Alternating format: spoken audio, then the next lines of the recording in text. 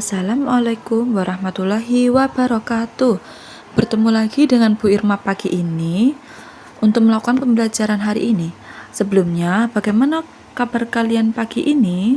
Ibu harap semuanya sehat selalu ya. Sebelum kita melakukan pembelajaran hari ini, alangkah baiknya kita berdoa terlebih dahulu ya. Berdoa selesai. Nah, untuk materi hari ini lanjutan dari materi kemarin, kita akan membahas tentang pelestarian lingkungan sekitar. Sebelumnya sudah ada yang tahu apa tidak? Apa itu pelestarian lingkungan? Tahu tidak? Nah, kalau tidak tahu, yuk kita simak video Bu Irma dengan seksama terlebih dahulu ya. Perkembangan dunia pendidikan. Let's go. Apakah kalian tahu apa yang dimaksud dengan lingkungan?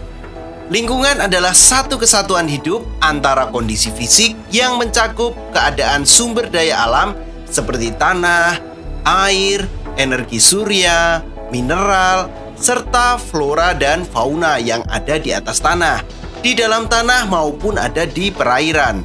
Di dalam lingkungan, setiap makhluk hidup bergantung pada makhluk hidup lain dan bergantung pula pada sumber daya alam yang ada di sekitar kita. Pada intinya, lingkungan terdiri atas dua komponen utama, yaitu komponen biotik dan abiotik. Ingat, biotik terdiri atas makhluk hidup dan komponen abiotik terdiri atas makhluk tak hidup atau benda mati.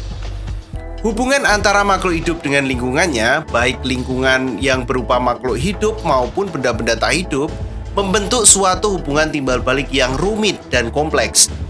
Makhluk hidup dengan lingkungannya yang saling berhubungan di alam biasa disebut dengan ekosistem. Nah, dari sini saja kalian sudah menemukan istilah lingkungan, biotik, abiotik, dan juga ekosistem. Lanjut lagi ya. Untuk lebih jelasnya, coba kalian perhatikan sejenak habitat yang ada di lautan. Muncul lagi habitat. Coba tahan dulu, apa itu habitat? Habitat adalah suatu tempat di mana makhluk hidup atau organisme tinggal. Yuk kita perhatikan habitat di lautan. Coba kita sebutkan satu persatu komponen biotik yang ada di lautan. Coba sahabat sebutkan. Ikan, ya ada ikan. Hewan air, macam-macam ya. Ada kuda laut, penyu, bintang laut, anemon laut, dan masih banyak lagi tentunya. Kalau komponen abiotik, ada air laut tentunya, ada pasir, batu karang, dan juga ada oksigen. Coba, apa bedanya biotik dan abiotik sahabat? Yang pertama, komponen biotik. Komponen biotik adalah komponen dalam ekosistem yang mengacu pada makhluk hidup atau organisme. Artinya, semua makhluk hidup dalam ekosistem termasuk komponen biotik, baik itu manusia, hewan, tumbuhan, hingga makhluk hidup mikroskopik seperti bakteri ataupun dekomposer. Berdasarkan cara mendapatkan makanannya, komponen biotik itu dibedakan menjadi tiga, yaitu ada produsen yang memiliki sifat autotrof, konsumen itu yang memiliki sifatnya adalah heterotrof, dan pengurai atau dekomposer. Nah, produsen yang berperan sebagai autotrof itu merupakan komponen biotik atau komponen makhluk hidup yang mampu menghasilkan makanannya sendiri. Tumbuhan dapat membuat makanannya sendiri lewat proses fotosintesis. Nah, yang kedua adalah konsumen yang memiliki peran itu heterotrof. Nah, organisme heterotrof adalah komponen biotik atau makhluk hidup yang tidak dapat menghasilkan makanannya sendiri dan bergantung pada organisme lain sebagai bahan makanan. Hewan termasuk sebagai konsumen atau organisme heterotrof. Begitu juga dengan manusia. Manusia juga heterotrof. Nah, terdapat 3 jenis konsumen berdasarkan dari sumber makanan yang dikonsumsi. Antara lain ada karnivora, yaitu organisme yang sumber makanannya adalah daging. Ada herbivora, yang organisme di sini sumber makanannya adalah daun atau tumbuhan. Kalau kedua-duanya namanya apa? Omnivora, yaitu organisme yang sumber makanannya bisa berasal dari tumbuhan ataupun dari makhluk hidup seperti daging istilahnya dan organisme yang lain. Nah, peran yang ketiga yaitu pengurai atau dekomposer. Pengurai atau dekomposer merupakan organisme yang bertugas untuk menguraikan sisa-sisa makhluk hidup yang telah mati untuk dijadikan mineral dan unsur hara tanah. Tentunya dengan adanya dekomposer membuat keseimbangan ekosistem ini tetap terjaga. Nah, itu adalah komponen biotik. Apa itu komponen abiotik sekarang, sahabat? Komponen abiotik adalah komponen yang tidak hidup, sesuatu yang tidak hidup yang ada pada ekosistem. Adanya komponen abiotik sangat menentukan apa saja jenis makhluk hidup yang bisa tinggal dan bertahan di sebuah lingkungan ekosistem tertentu. Yang termasuk dalam komponen abiotik atau tak hidup itu dalam ekosistem antara lain air, udara, tanah, suhu, kelembapan, sinar matahari, iklim, dan masih banyak yang lain. Nah, dari video yang kalian simak tadi, Bu Irma memiliki 2 pertanyaan. Dari video tersebut, bagaimana lingkungan era globalisasi saat ini dan bagaimana pendapat kalian tentang lingkungan sekitar saat ini? Tuliskan jawaban kalian di buku tugas dan kumpulkan. Nah, dari video tadi dapat ditarik kesimpulan bahwa pengertian lingkungan ialah lingkungan adalah suatu media di mana makhluk hidup tinggal, mencari, dan memiliki karakter serta fungsi yang khas, yang mana terkait secara timbal balik dengan keberadaan makhluk hidup yang menempatinya.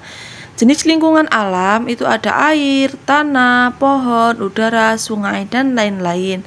Nah, ada juga loh lingkungan buatan yang dibuat oleh lingkungan merupakan tempat hidup manusia. Manusia hidup, berada, tumbuh, dan berkembang di atas bumi sebagai lingkungan. Lingkungan memberi sumber-sumber penghidupan manusia. Lingkungan mempengaruhi sifat, karakter, dan perilaku manusia yang mendiaminya. Lingkungan memberi tantangan bagi kemajuan peradaban manusia. Nah, lingkungan ini juga berinteraksi dengan adanya ekosistem. Apakah kalian pernah mendengar kata ekosistem? Nah, Bu Guru akan menjelaskan tentang ekosistem di sini. Ekosistem sendiri itu merupakan suatu sistem ekologi yang terbentuk oleh timbal balik dan tak terpisahkan antara makhluk hidup dengan lingkungannya. Ekosistem ini sebuah tatanan kesatuan yang secara utuh dan menyeluruh antara segenap unsur lingkungan hidup dan saling mempengaruhi. Ekosistem ini sifatnya timbal balik, sehingga aliran energinya menuju pada struktur biotik tertentu. Di dalam suatu ekosistem ini, matahari ialah sumber dari semua energinya.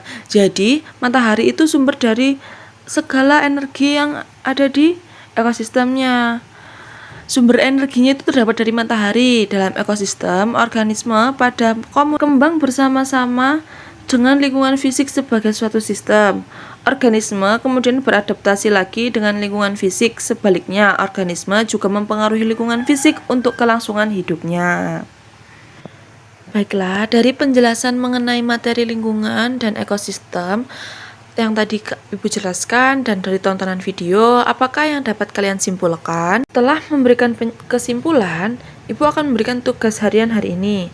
Nah, tugas kalian hari ini ialah membuat miniatur interaksi ekosistem dengan menggunakan bahan alam. Jadi kalian membuat replika ekosistem tadi seperti gambar atau mencari referensi yang lainnya dengan menggunakan bahan alam. Bahan alam di sini bisa berupa tangkai, daun, kayu, atau memanfaatkan yang ada di lingkungan ini. Nah, setelah itu, kemudian upload tugas proyek ini ke sosial media kalian. Nah, upload ini untuk tambahan nilai tugas. Nah, jadi setelah kalian membuat replika dan menguploadnya, itu sebagai tambahan nilai tugas. Dan selamat berkreasi.